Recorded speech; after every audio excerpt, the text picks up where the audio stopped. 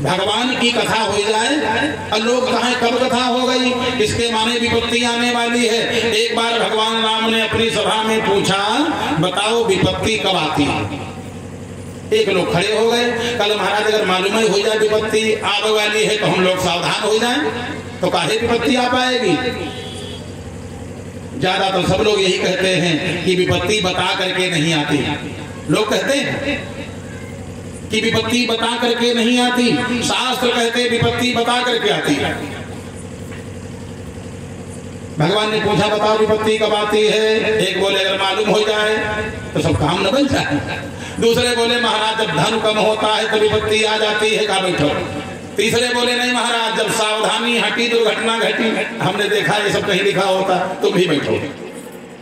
व्यक्ति चाहे जितना सावधान रहे, विपत्ति आना है तो आ जाएगी। दुनिया में सावधान तो समय है, विपत्ति आती कब है? हनुमंत लाल जी खड़े हो गए हाथ जोड़ करके, महाराज अगर आपका आदेश हो तो हम बतावें कब विपत्ति आती, जो हमारे बुद्धि में है मैं बता दूं।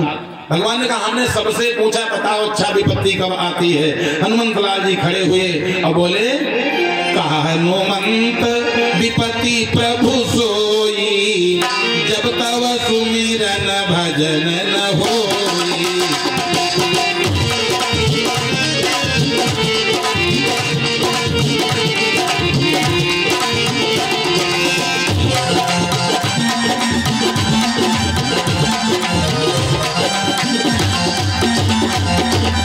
हनुमान जी ने कहा महाराज हमारी समझ से विपत्ति तब आती है कि गांव में कथा हो जाए और लोग जाने न पाए, जब तब सुमिरन भजन न होई, अथवा आप जितनी रोज पूजा करते हो पूजा करने में मन न लागे। कान खोल करके सुन लो, जितनी रोज पूजा करते हो, हम कहते खाली धूप बत्ती लगाते हो, और जिस दिन तुम्हारा मन धूप बत्ती लगाने में न लगे समझ लो विपत्ति आने वाली है। तो अपने मन को समझाओ कि चलो आज हम ज्यादा पूजा करेंगे, जबरदस्ती मन को बैठाओ।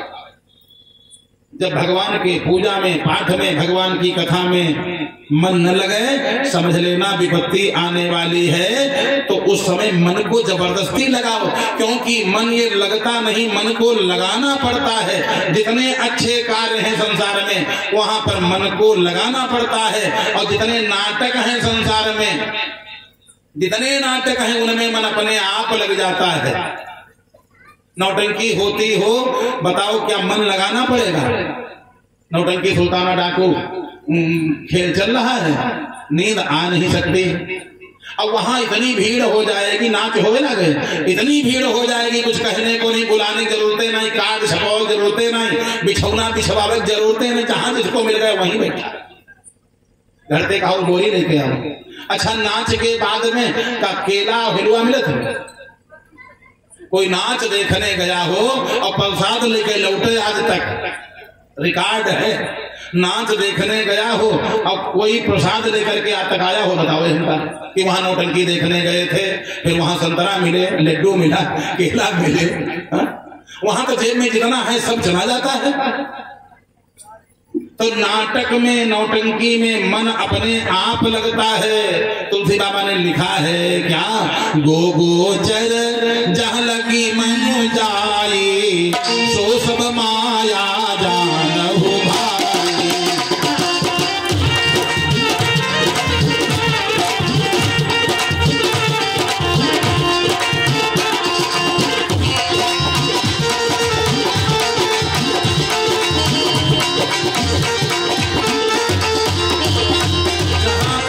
अपने आप लग जाए समझ लो माया है, अपने आप मन लग जाए समझ लो यहाँ पर माया है, और मन को लगाना पड़े तो समझ लेना यहाँ पर माया नहीं, जगत का ये काम नहीं, जगदीश का काम है। यही माया में और नारायण में अंतर है, भगवान की कथा में अंतर है।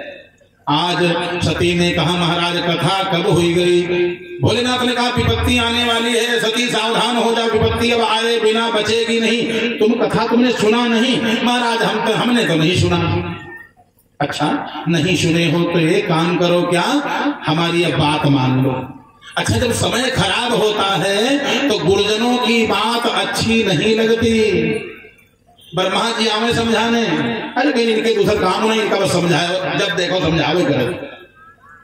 यानी बात समझ में नहीं आएगी। दिन जब खराब, भोलेनाथ ने कहा अच्छा हमने प्रणाम किया है और तुम ही प्रणाम कर लो, हमने प्रणाम किया अब तुम भी प्रणाम कर लो। महाराज मैं तो प्रणाम नहीं करूंगी।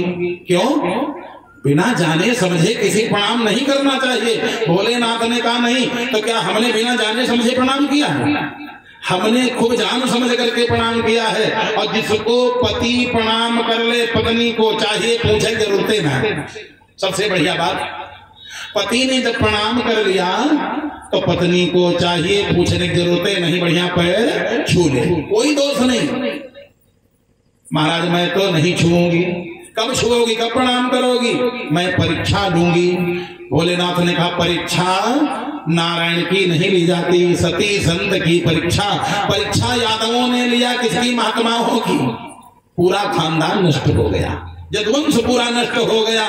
परीक्षा सती संत भगवंत इनकी परीक्षा नहीं लेना चाहिए। परीक्षा तो विद्यार्थियों की होती है, बालकों की होती है। नौकरी चाकरी कोई मांगने जाए उसकी